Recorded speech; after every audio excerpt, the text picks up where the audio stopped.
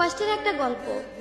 একটা ছেলে আর একটা মেয়ে 2 বছর রিলেশন করার পর হঠাৎ একদিন মেয়েটা ছেলেটাকে বলল, আচ্ছা একটা কথা বলি। ছেলেটা বলল, বলো। মেয়েটা বলল, রাগ করবে না তো? ছেলেটা বলল, না। মেয়েটা বলল, আমাকে ছেড়ে যাবে না তো?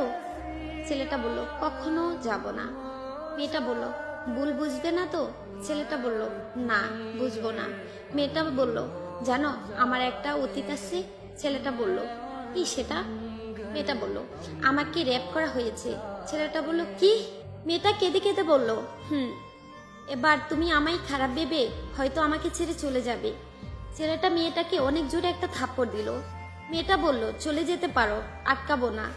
এ বলে মেয়েটা কেঁদে কেঁদে চলে গেল। কিছুদিন পর হঠাৎ একদিন ছেলেটি মেয়েটিকে ফোন করলো।